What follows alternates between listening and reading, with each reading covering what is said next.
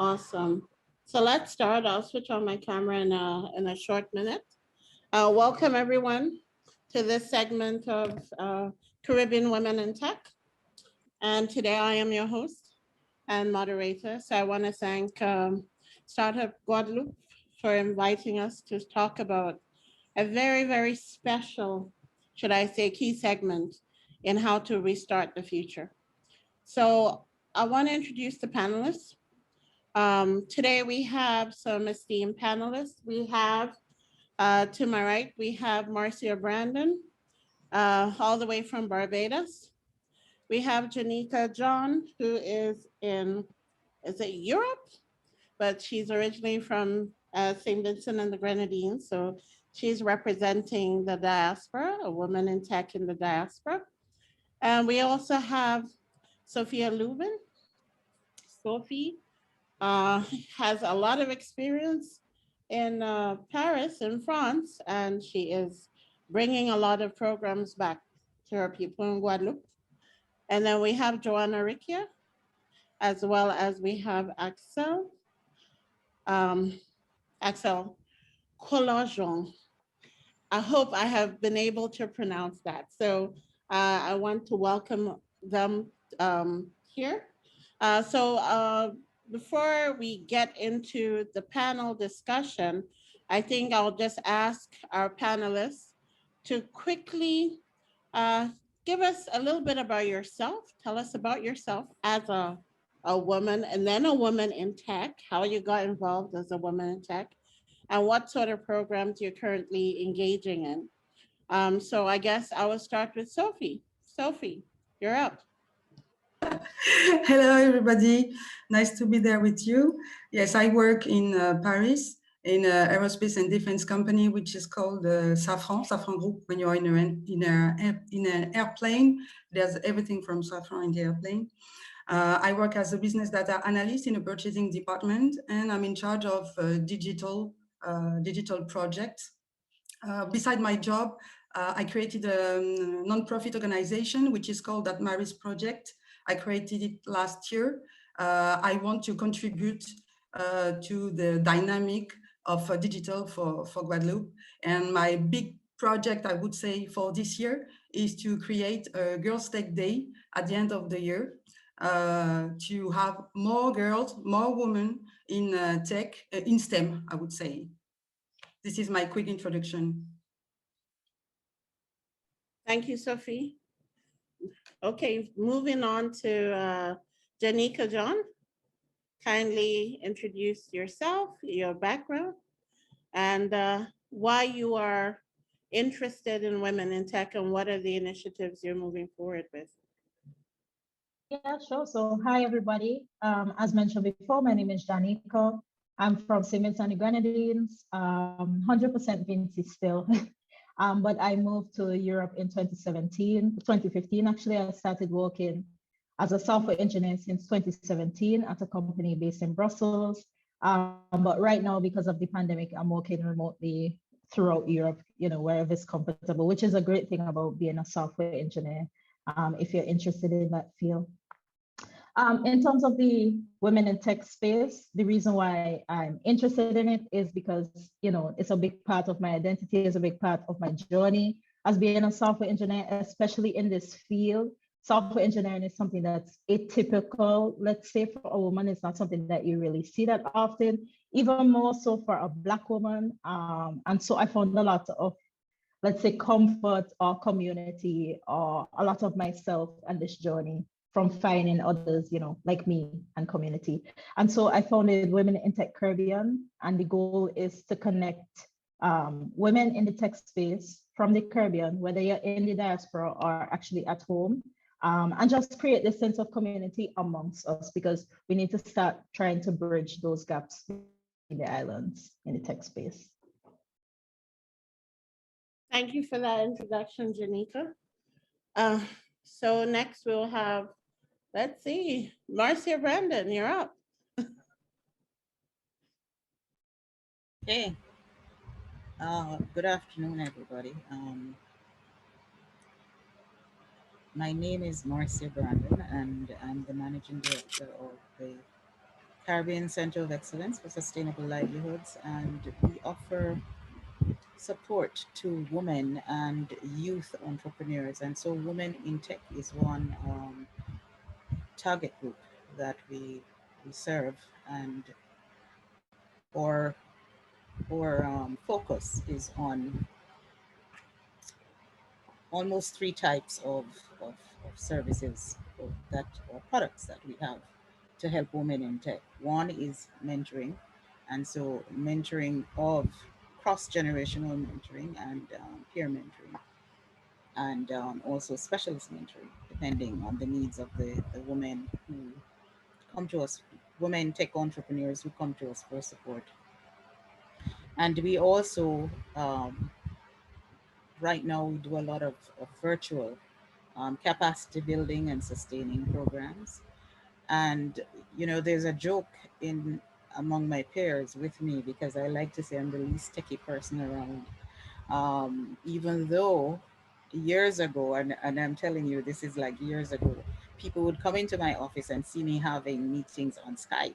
And they're like, "You're actually meeting on Skype?" And I just thought it was normal, you know, but I still think I'm the least techie person around. And even when I went to ARIN, I was an ARIN fellow, and I went to ARIN and Nunnog, I was proud to say I'm the least techie person here. I don't know why I was proud, but anyway, the last thing that service product that we have for women in tech is networking, and of course referring for capital, because we don't have funding, but we do partner with others who might have funding, and so we try to assist there as well. Thank you, Marcia, for the introduction. And as we go on to this panel, I'm pretty much acquainted with a lot of the great things COSL is doing. So as an enabler, you would notice Caribbean women in tech are not necessarily just women who are actual engineers. We also have enablers as well. Up next, Axel Collagel. Axel, introduce yourself, and I hope I'm saying your name right. Yeah, you got it right. Hi, Valerie. Yeah, I'm not French speaking, but I tried. But it's not a French name; it's an Indian name, you know. Really? Okay, so Axel Collagel is the CEO of Caribbean Boss Lady, and I've been meaning to ask you. I'm so interested. What does Caribbean Boss Lady do? Yeah, Caribbean Boss Lady. First of all, let me explain what do I do in my life. I've been a consultant in public policies for 15 years now, even though I'm quite young, but I've been working in this field for a long time. And I've, you know, worked for male leaders in the Caribbean. And even though I'm not an engineer or I don't work in ICTs, I do use ICTs every day for my job and my missions, and one of those missions is for UN Women, the Bureau of Haiti in the Caribbean, for whom I work a lot, and I do use ICT, Zoom, and all the Skype and these digital solutions every day on a daily basis. And why did I create Caribbean Boss Ladies 5 years ago? I saw a need for women leaders, even though they were in top position as women leaders, they have this, you know, imposter syndrome.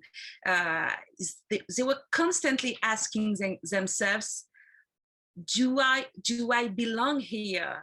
And I was telling them, yes, you do belong here. You are working for this place, for where you are. So stop asking questions, because men don't ask this kind of question. And this is why I launched Caribbean Boss Lady 5 years ago. First of all, it was just a personal blog. I was blogging about gender equality, my thought on intersectional subjects, and so on. And Meanwhile, Caribbean Boss Lady became a real network, a strong network with sisters from Haiti, Martinique, Guyana, and Caribbean women from the diaspora too.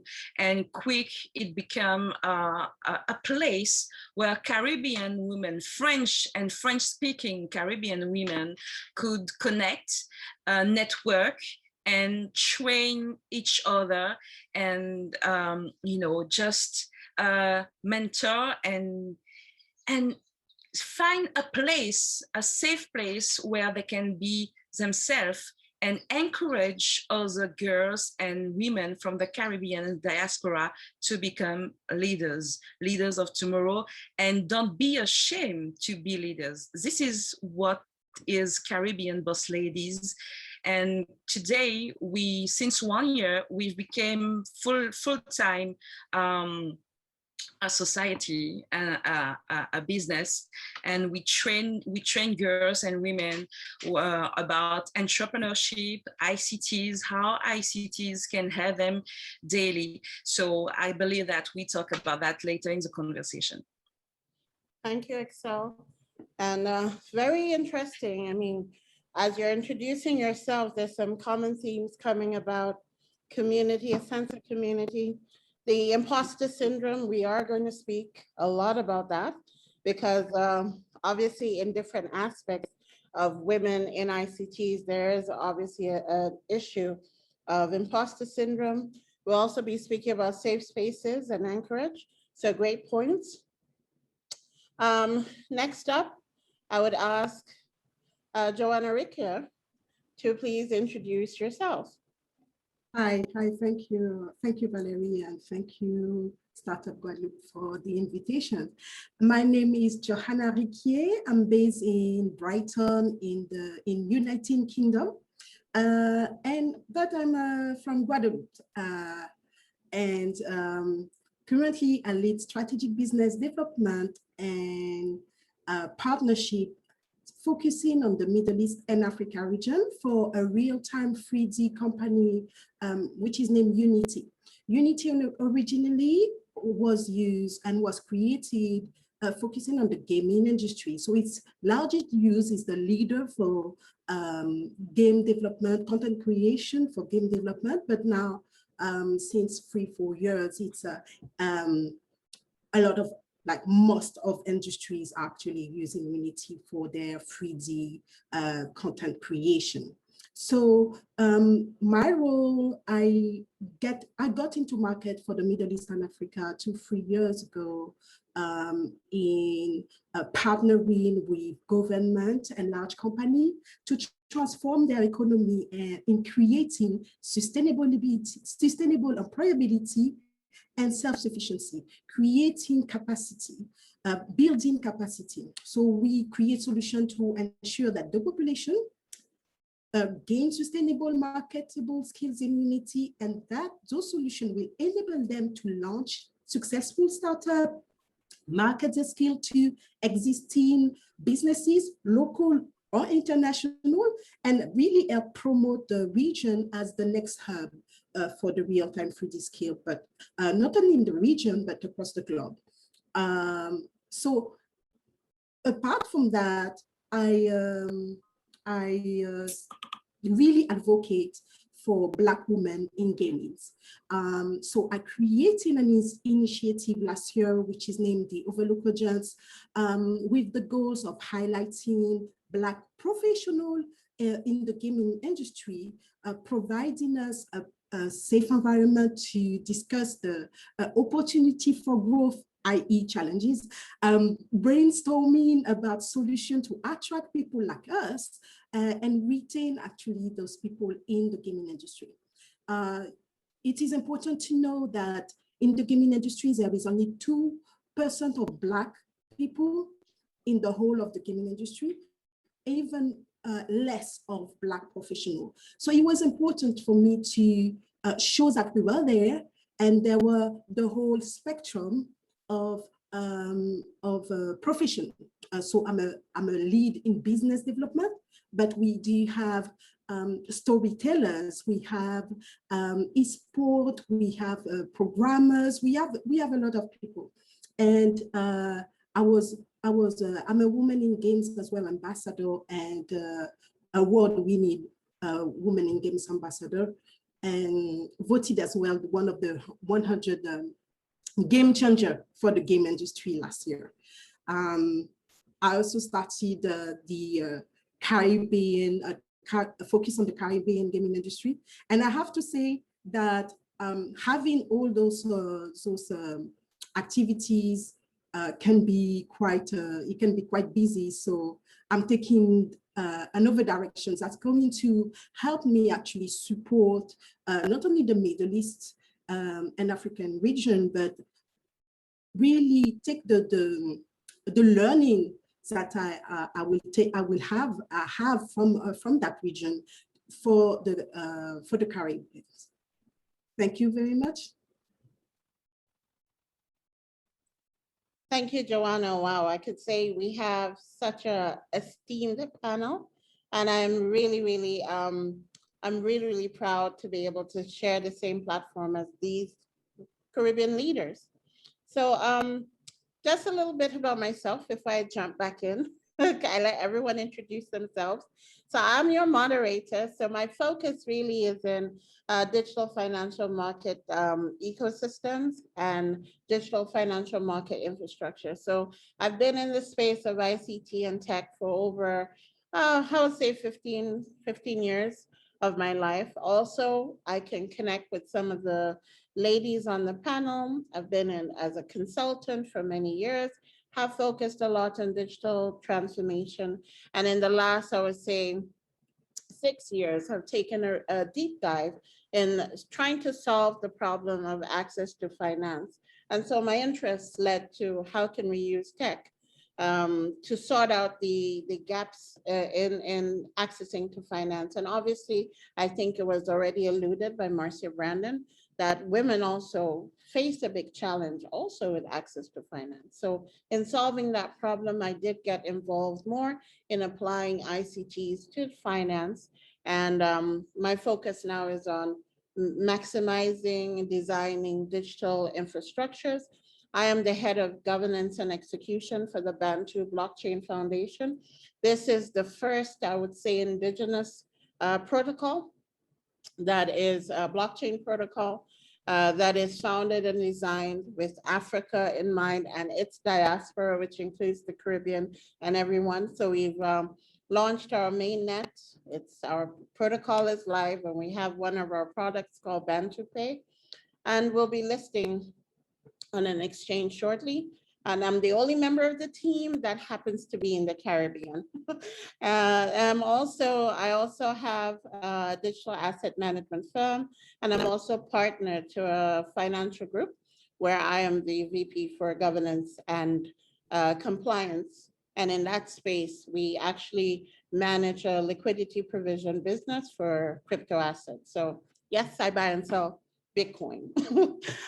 So in this space, enough about me. Let us now take a deep dive as to what this topic is about and how we can really design a regional ecosystem to benefit our sisters. So for me, I mean, not long ago, a lot of women faced a lot of barriers and sought out opportunities which led them not on equal footing. And now we're past the century where we have technology. The question is, how, in the last 15 years or so, how have women been able to articulate, assimilate, and engage, not just in ICT as a sector, but also in leveraging ICT to drive the sector and drive the ecosystem? And when we're looking at how can we restart the Caribbean, the key question is, how can we have women's voices be heard, and how can they be fully immersed and engaged? So one of the questions that obviously came out is this imposter syndrome. And let's have a deep dive on the imposter syndrome. And for that, I will probably ask Janique to share a little bit about your experiences, because you are in the space as a woman in tech, as an engineer, software, and I'm sure you're in a space where it's really dominated heavily by men. Give us your bird's eye view of your personal experiences, and if you have experienced this imposter syndrome, and what have you done, to kind of mitigate that or overcome it. Let's have this conversation. Yeah, definitely. Where do I even begin with the imposter syndrome and being a software engineer?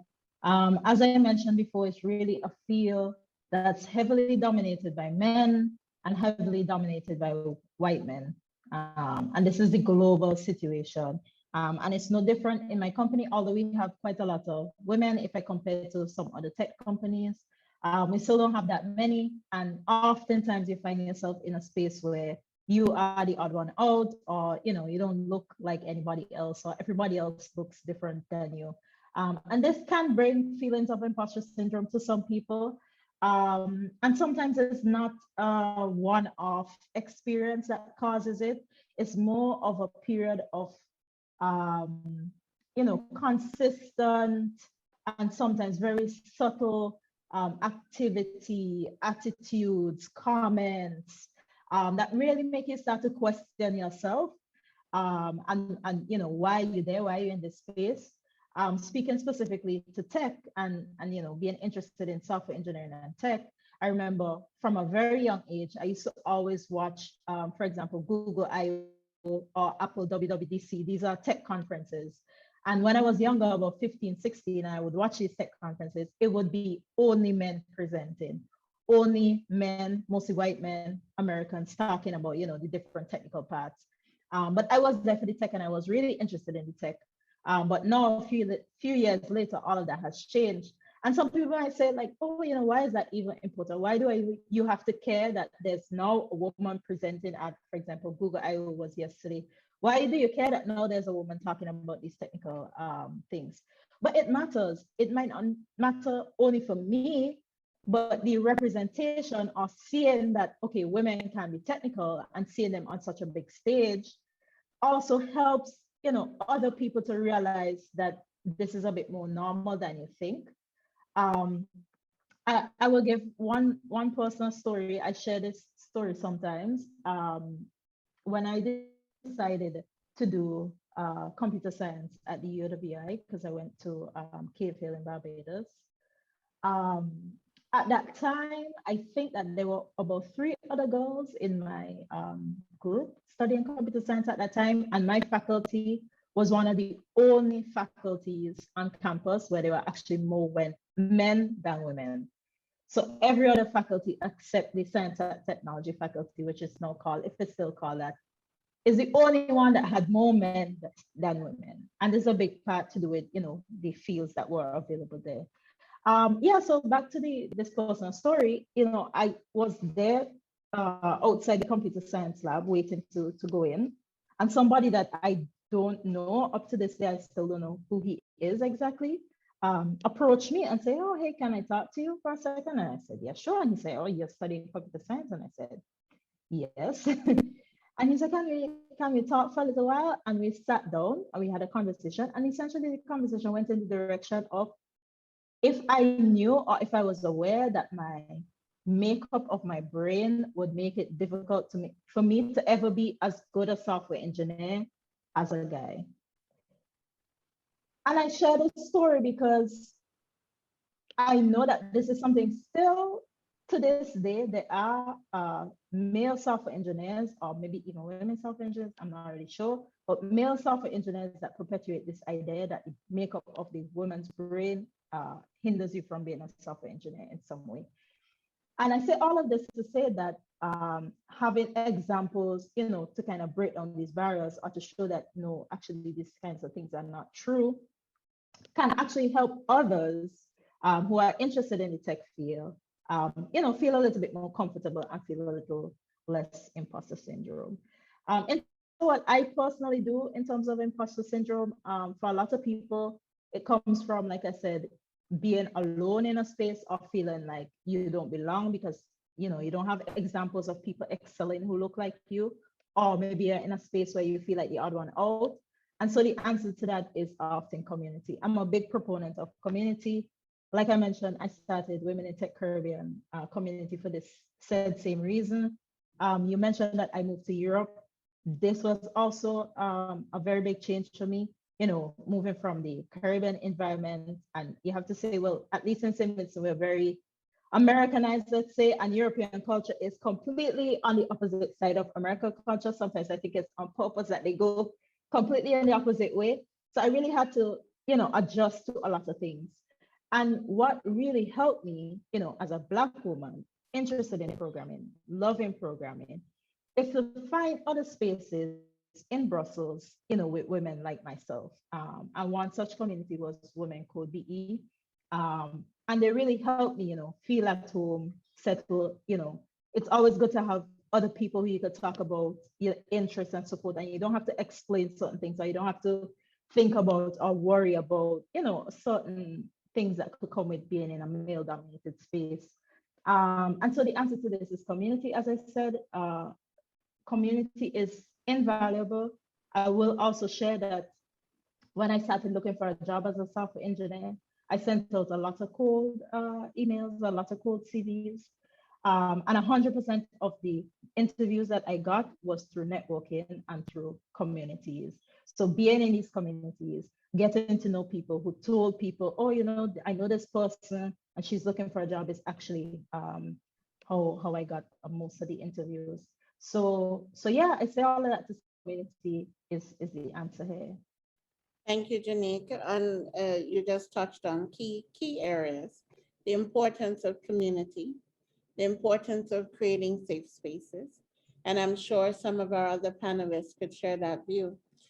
Sophie, what's your perspective on community and how to foster community as a solution to really engage women? Because as you know, when it comes to tech, how do we get women? A lot of women will think about tech and go, because of how we're socialized, we're not necessarily going to really embrace tech so much. It seems it looks so technical, so difficult because of the way we're socialized. So it's kind of important to kind of create those safe spaces and also avenues for networking for them to actually discover opportunities. So Sophie, what's your take on that? And what's your perspective, and how have you been able to maybe make a break in it? Yes, I think there are two levels that we can consider. I would say that there's a level for us as women already working in the system. So it's true that it's very important to work as a community. Really, we must dare to go to other people being in other countries, people coming from other communities, whatever. Really, sometimes I have the feeling that the sorority world, I don't feel it really in the Guadeloupean culture, not the way it should be working. Really, the sentence that I like to say is, if a woman beside me shines, I shine as well. So if I can push a woman to shine, I must do it. And this is the way I work. If I can push someone, I push this person, because if this person succeeds, I will succeed as well. In a way or another, I get, I'm concerned by the success of my fellow partners. So it's very important for women to gather together, to talk, to exchange, and to get new information. Like I usually say, it's important to see what happens abroad, what happens outside of our comfort zone. If we see something interesting outside of Guadeloupe, if we focus on Guadeloupe, if we see something interesting outside of Guadeloupe, we should see it, analyze it. If it can be deployed and used in Guadeloupe environment, we use it. If it's not comfortable for us, if it will be useless for us, we reject it. It's not because it comes from outside that it's good to take it. But it's very difficult for women. I think I say Guadeloupean women, but I would say Caribbean women, because I think that we have the same kind of history and the same consequences. Most of the time, women must run everywhere because they have to manage their family, they have to manage their jobs, they have to manage the mothers, the fathers, and most of the time they have to do it alone. So if you put on top of that infrastructures problem, for example, no mobility in the territory, problem of water, where you have to integrate solutions to come over all these points, it's very difficult for women to have those spaces where they can talk about business, where they can talk about tech. And I would say that most of the time, this is not the case for men. I think men have more time to discuss about these kind of things. And of course, they are ahead of women.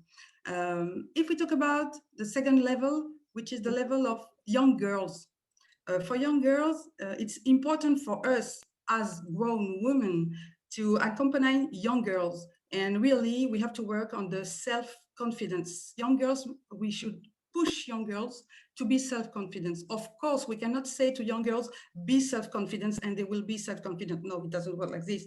But we have to give them all the possibilities to be self-confident. We have to show them their strengths, and we have to push them to there. And of course, when I created the Girls Tech Day, which took place in Paris in 2018, I created this event with a friend of mine.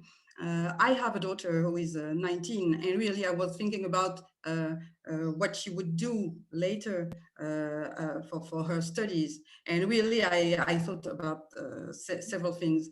And it was really interesting because during this event, what we wanted to do is really to show to those girls the different jobs that exist in the tech and science environment. We don't ask every girl to go in this kind of environment, but we just want to show them what exists so that they can make the choice. If we don't tell them what exists, it will be difficult to have a real choice. So push young girls, show them role models, like Janika said, and coach those girls. And most important thing, make them do, make them have hands-on.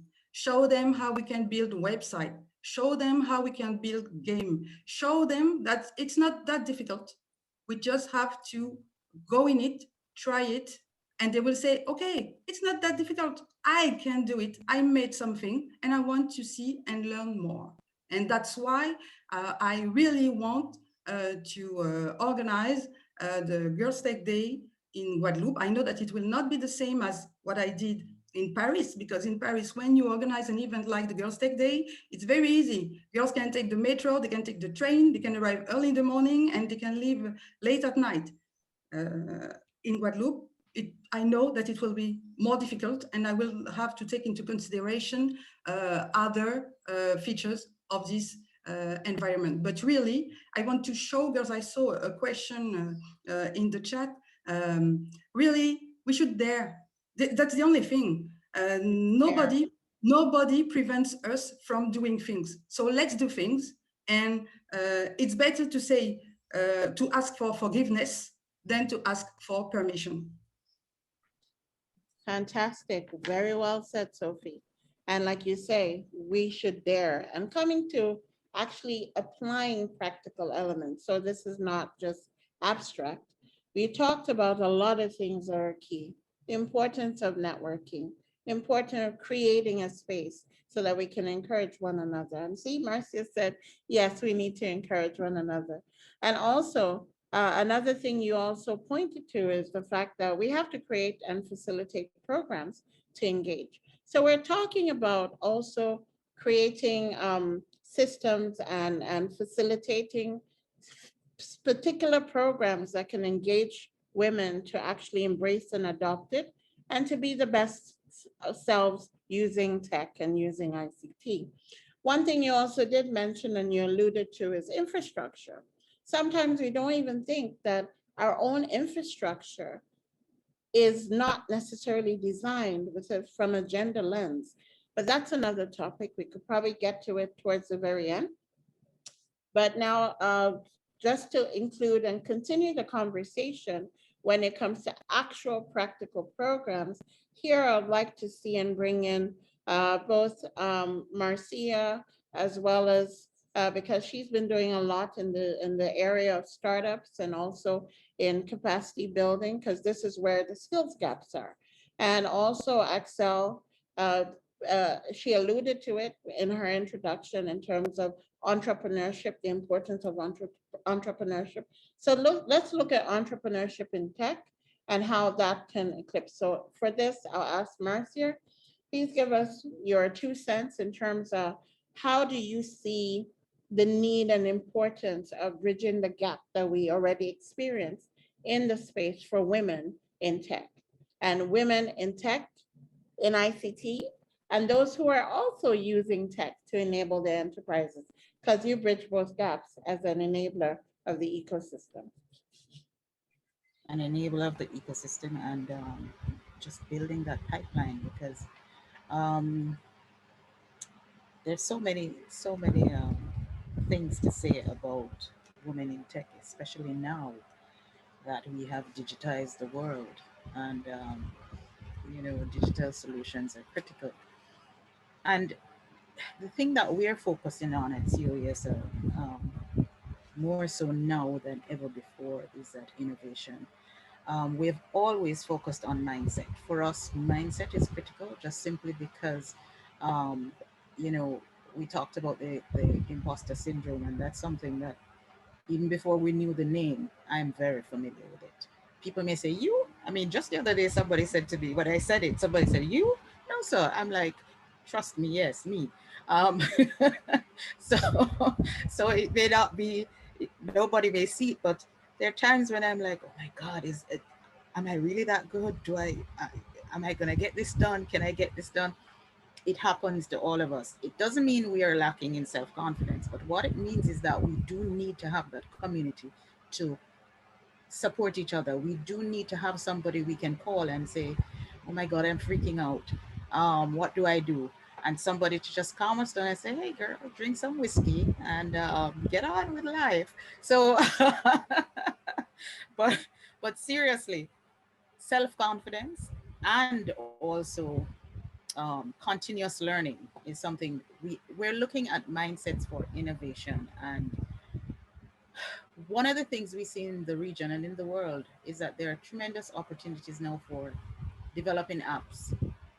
One of our sisters spoke about games. Oh yeah, we're getting to gaming just now. Yeah, you know, they there's so many apps that are needed now, that are necessary. And to get our young women and or women, let me just say women, girls and women, to be able to innovate, to be given that space to experiment, because that's how they're going to get there. They're going to get there by experimenting, doing things very practically. And so the program, we have partnered with a number of partners over the years, and Caribbean Girls Hack and Green Tech Climate.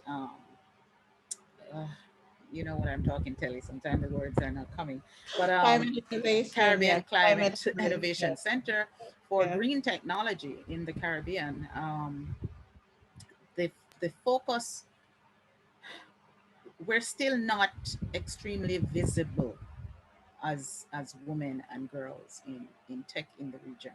And I know it's something that is a challenge worldwide, even though I read something recently that in 2020, somebody, I can't remember the name now, was saying that it's improving. So that's good. But where are we in the Caribbean with our girls and women in tech? And from our end, number one, we're going to that mindset. We're going to giving the space and the opportunity to innovate, think it through and act on it. And we're also looking very, very hard and working very, very hard, because our model is focused on what we call complementary capitalism. For us, complementing is better than competing. And I'm sorry, anybody else who wants to compete, please do it. I'm not, I'm not judging or cutting anybody down. But for us, it's complementing and trying to see how we can work together, bring solutions to communities and to people before we get to communities, because that's the next thing we need to focus on. Building up the skills of our people.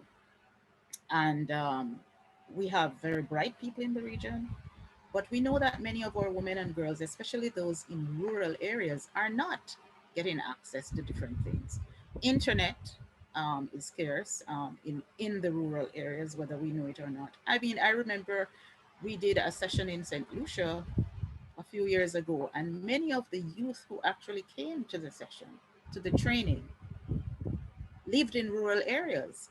They couldn't actually stay to finish because they had to take the bus, the last bus, to get to where they're going. This has happened in St. Vincent as well, because when they go into the when they have to get into the rural areas, they have to get a bus, yeah, and that bus leaves at a certain time, and by the time they get there, they don't have internet at home.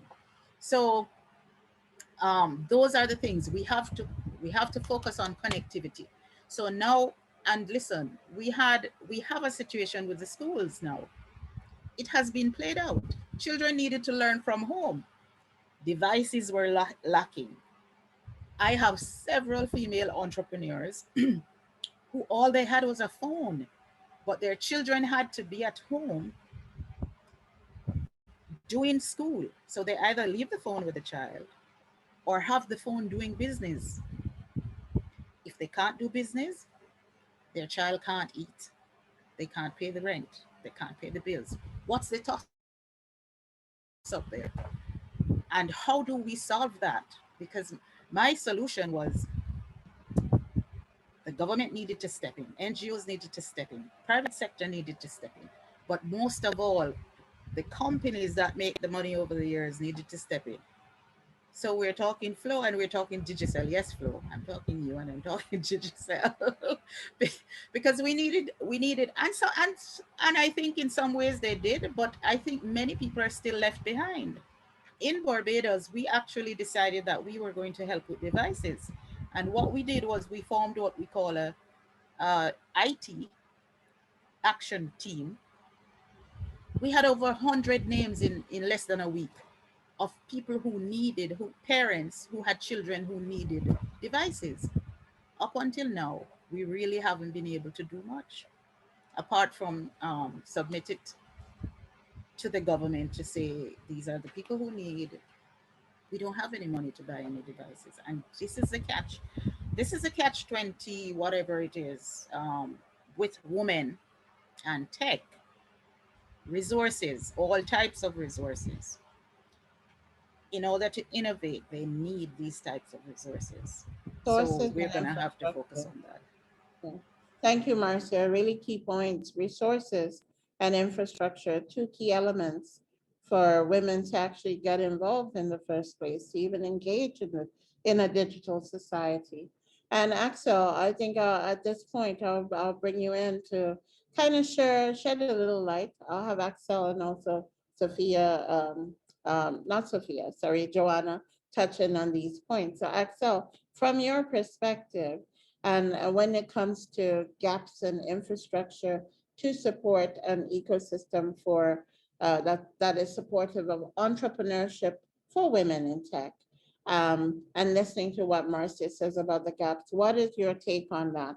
And how can we practically solve it? Because it's about problem solving at the end of the day. Okay, you know what Marcia just said about the gap, the technological gap with the rural world, it does speak to me because I'm a girl from the countryside in Guadeloupe, you know, and where I live, I need 2 phones. Right now I'm talking to you, I have 2 phones. And my internet connections, I'm sorry, if it switch, it cut off, I will be back by using one of my phone, this internet on my phone, you know? So this is the reality of it in the Caribbean and in some islands. So I understand completely, and let me talk as a public policy consultant. Our government and public organizations have to understand that having a phone, having a decent connection today, a decent phone and internet connection, it's not just luxury, it's a fundamental right and need.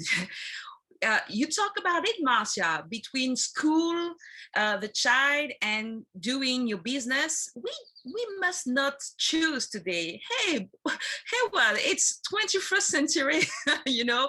So our public organizations and government have to understand that. And in Guadeloupetech, because what I didn't say is that I've been volunteering in Guadeloupetech since, I don't even remember, years and years. And we have proposed to the regional council a project to install an internet point exchange in Guadeloupe to boost the digital resilience of the territory, even if we have a hurricane or earthquake. It's a basic things to do. It doesn't cost so much, and it's such an asset for the islands. And I believe that all the islands in the Caribbean should have their own internet point exchange. This is for one, concretely speaking, what we can do. Second, I'd like to talk about the visibility problem for Black women in tech. We know that the tech world is dominated by a white man culture. You know, when you watch TV and when you open all your social media, what do we see? You see that when we talk about tech, we can see that it's always about white teenager or white men, and we never see even a white woman. So don't even think about Black women who look like us. So we have to do for ourselves. And for that, I do applaud someone like Ingrid Riley, who I believe will speak later for the Startup.gp this year with Silicon Caribe. And we do have to understand that nobody will do for us. So we have to take the future by ourselves and do by ourselves. And this is why at Guadeloupetech, since last year, I was president of the Commission Women and Technology. We organized several conferences, keynote speaking, and workshop also, which were kids and baby friendly. We were talking about safe spaces for women, for Black women. And we have to understand that I believe that it was Sophie who talked about that. Yes, Sophie who talked about that. In French, we call that la charge mentale. I don't even know how to translate that in English. You know, the mountain of change. Exactly. You got it right. Exactly. You know, you don't even have time for anything else. You're so busy taking care of everything and everybody. So I believe, and we believe at Guadeloupetech, that a starting point is to create those spaces where women can come with children, with their babies also, so that they can code, they can learn how to create a website without worrying if baby is crying, if the child has to learn which lesson, or I don't know. And this is where public policies, leaders and deciders have to understand that today, it's not just, like I said, a luxury. it's a question of how we can empower our people, not only women, because we know that when a woman is empowered, it's the whole society which is empowered. So this is my 2 cents on the subject. Wow, very powerful from Excel. I can't top that. It's very true. So many things you said on the infrastructure standpoint. And one of the things from a broader standpoint, internet exchange points, yes, are fundamental infrastructures which will provide, not only does it foster resilience, and especially in the Caribbean where we're dealing with natural disasters, we should really have internet exchange points, but also creating safe spaces for women are kind of key. Sophia alluded to, you know, girls hack day, girls ICT day, tech day, and also having very specific programs. Janique mentioned also the importance of having these safe spaces and communities that women can network and connect with one another. So we're all pretty much pointing to the key pillars of what we need to do to kind of foster and reinvigorate the ecosystem.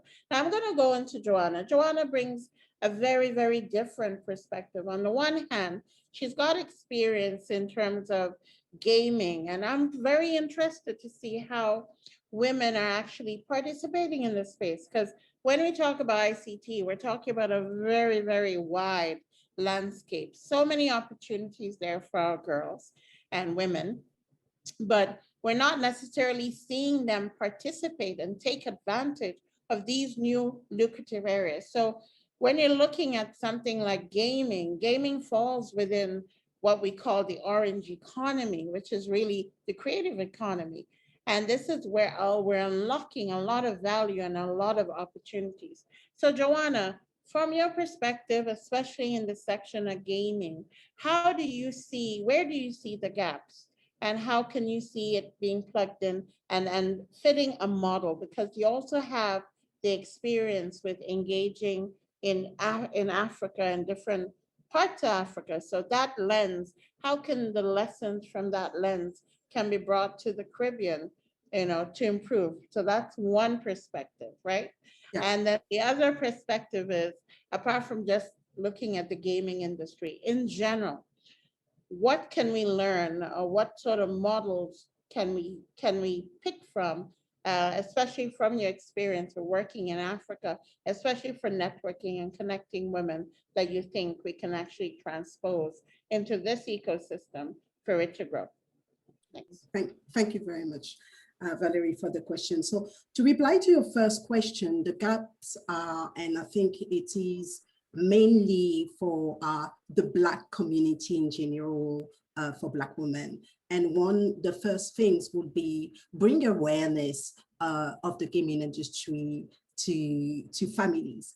I have told to many women and men, Black people, that they don't know about the gaming industry. They don't know that it is an industry that they can get in and they can actually live from, which is very lucrative, because last year actually Forbes dubbed the gaming industry as being the recession-free industry. It's a 180 billion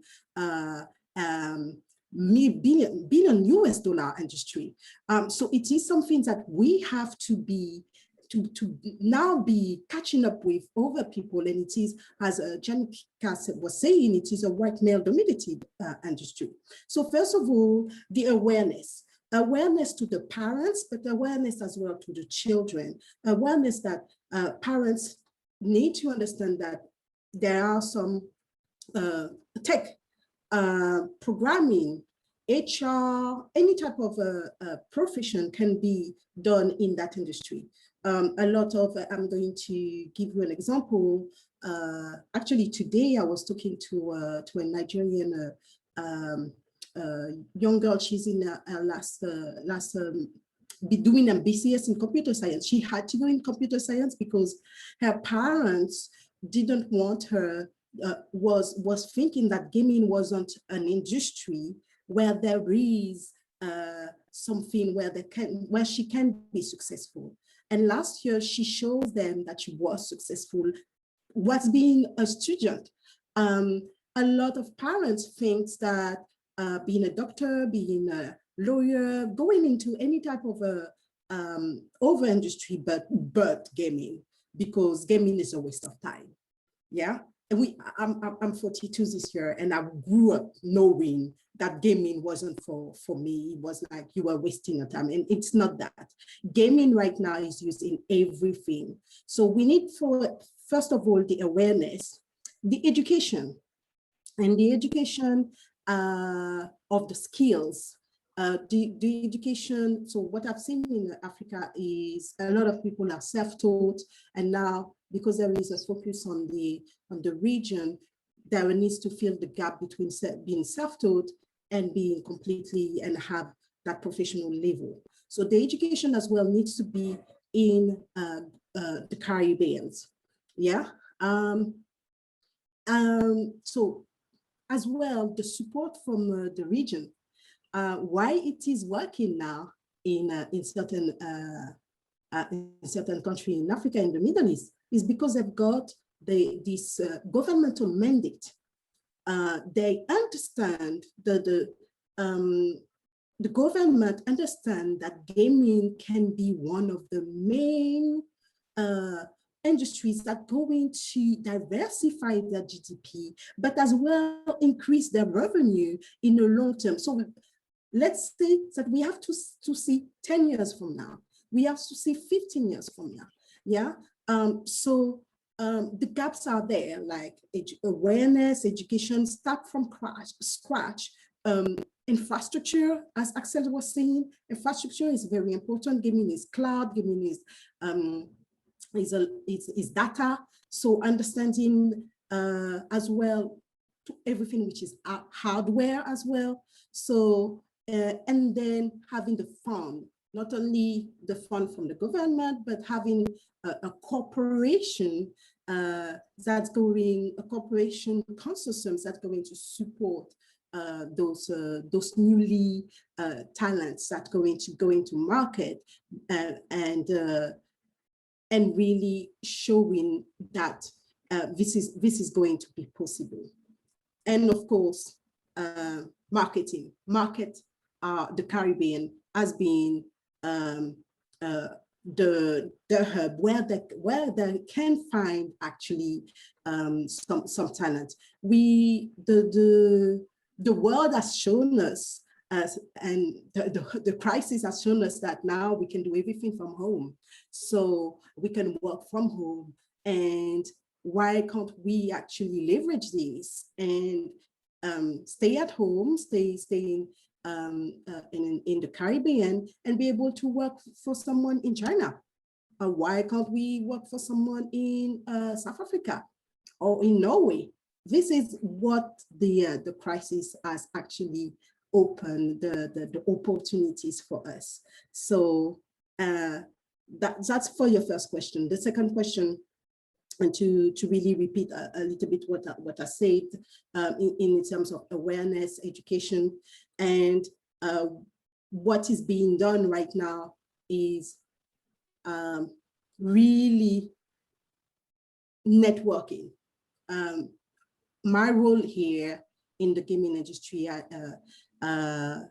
is to bridge between the West and the African region, and I've done that for 5 years, and now it's paid. So networking is a very important understanding that there are people that are doing something, showcasing, and this is why actually I want to be that voice, championing those voices, showing that they are here. If they don't have those contacts, I will bring them there. All the time, what I do, okay, you want a developer? Yes, I know some.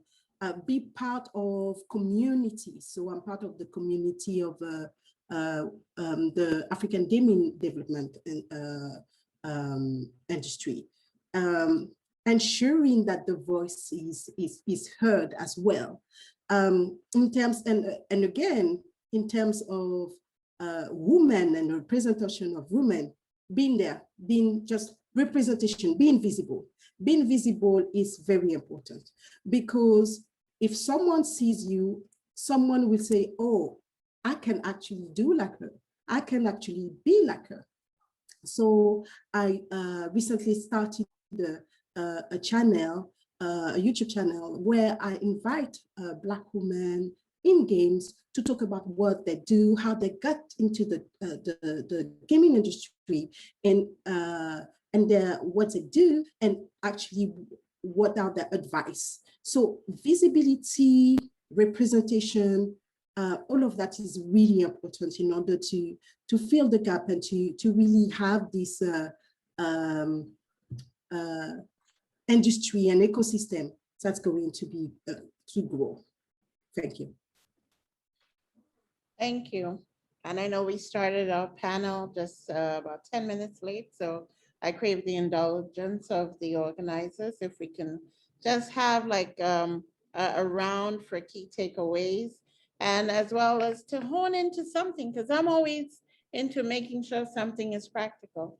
How can we have a Guadeloupetech and the organizers of Guadeloupetech provide that mechanism to provide networking or facilitate networking for the voices we have here on the panel and for other women in the Caribbean, because every should I say, organization has a role to play, but you also do need that coordinator to kind of coordinate it. So maybe there's a space for Guadeloupe Tech to provide that platform, to provide, you know, our voices, our visibility for us to be heard.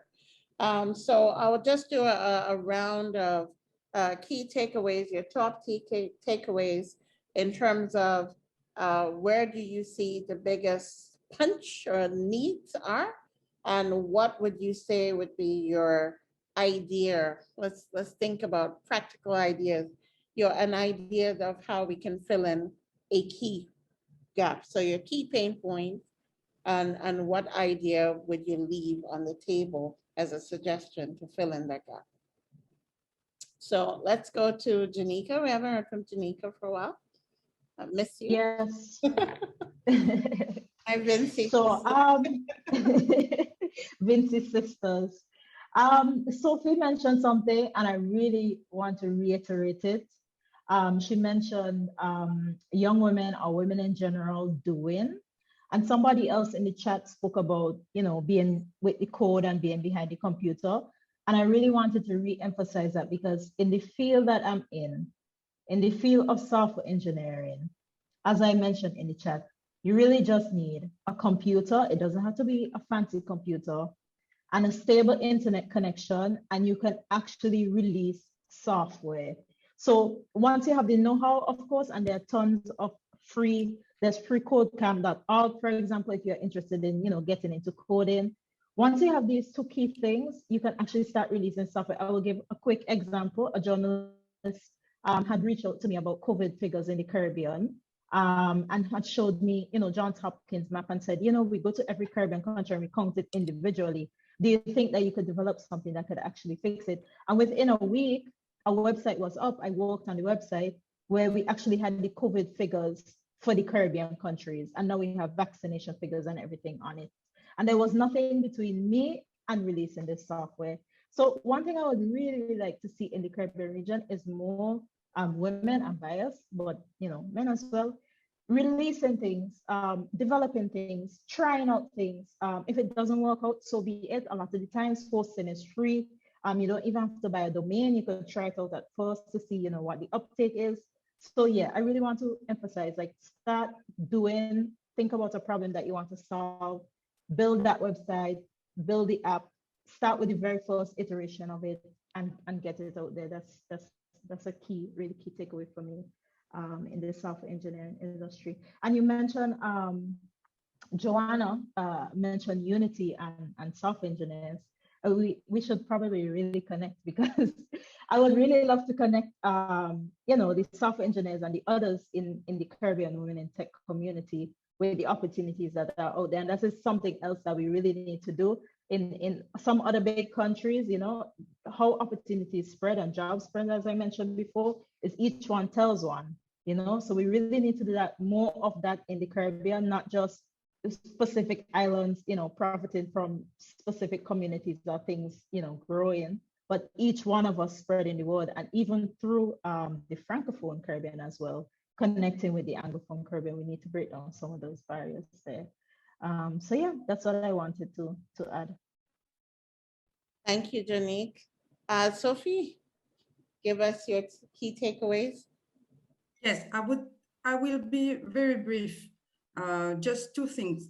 First thing, yes, we talk about women in tech, and it's very important for me that we have more young ladies going to this kind of environment. However, it is important not to forget our boys, because even if it's important to push girls and ladies, the self-confidence has to be a major point for our boys. If our boys are self-confident and at ease with us, we can imagine that we can live in a peaceful environment. So let's not forget our boys as well. And the second point that I would like to mention is that technology is a tool, and it should be the support for a vision, for a big picture. So it's important for Caribbean island to see the big picture and to imagine the future in 10 years, 20 years.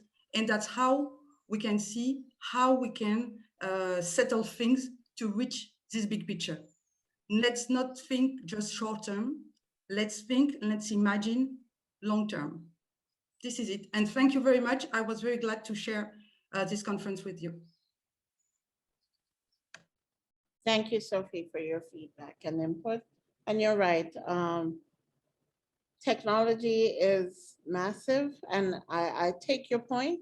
While we're looking at embracing and trying to encourage women, there also needs to be a gender balance, and we're sort of losing our males. So we have to find a mechanism to also bring them up as well. So your point on gender inclusion holistically is very, very important. Axel, could you give us your key takeaways very shortly? Yeah, I'm currently working on the new version of Caribbean Boss Lady website, which will be more network and training focused. But what I'd like to see coming up in the future, maybe Guadeloupetech or other, I don't know how organizations or regional organization can work on. It's a mentorship platform for us Caribbean women and the Caribbean women of the diaspora, so that we can connect, we can talk about our experiences, and so that Caribbean girls, little girls, also can see that they belong in the tech world. And because I do believe in the power, in the strength of role model. And if we showcase more and more Black and mixed Caribbean women doing their thing in the tech world, our little girls won't question themselves if they do belong here. And our boys and men too will find that normal that a grown Black or mixed Caribbean woman is working with tech tools or in the tech world. So let's make it happen. Mentorship platform, I do believe that is what we do need to showcase how a Black woman succeeding in the tech world. Thank you, Axel. And let me go to Marcia. Marcia, give us your two takeaways, and we'll go to Joanna. Okay, yes, I'm a little bit Marcia, give me 1 minute. okay. Because I know Joanna had to leave. Has she left yet? No, Joanna is still here. Let Joanna give her a lightning round, and then we'll go to Marcia and wrap. Thank you. So my takeaway here would be to, as Caribbean and Caribbean women, it is important for us to cement our relationship in order to come as a continent and really understand where is our strength, identify our weakness, and work on our strengths in order to ensure that we can be seen as a continent, quote unquote, to the outside world, and ensure that the networking and that we executing on our vision, it's important. Having vision is great, but really executing on those is the most important. Thank you very much. Thank you very much, Joanna. Thank and you. I'm sure all of you would have her contacts. It's been put in the chat. And of course, reach out to Guadeloupetech to reach out to Joanna. She's really kind of given us some key insights on how we can network. Marcia, your lightning round, and then we will just wrap. Okay, so just fast and furious for me. I wanted to agree with, was it Axel who spoke about the mentorship, because yes, at COESL, mentorship is a big part of what we do, and we have been working on a platform. Now, of course, it's a general, but we have women in agriculture, women in construction, women. So it's all women in different sectors, and of course, women in tech would be a big part of it. Now, we wanted to get it up last year and we didn't, and we're hoping that we will this year. So it's something that we can collaborate on. I also want us to utilize the Women in Tech Caribbean. There are lots of communities already here. We don't have to reinvent the wheel. We need to complement. We need to utilize what's there and make it bigger and better. And for my last word would be, let us seek always to try and make sure we complement. Yeah. Thank you, Marcia. Ah, Betty. How are you? Hi, everyone.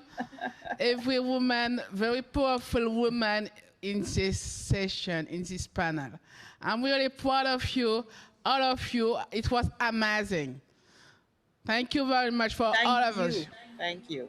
Thank you very much, Betty, for having us. I want to Thank you so Betty, Yeah, and all our panelists. Thank you.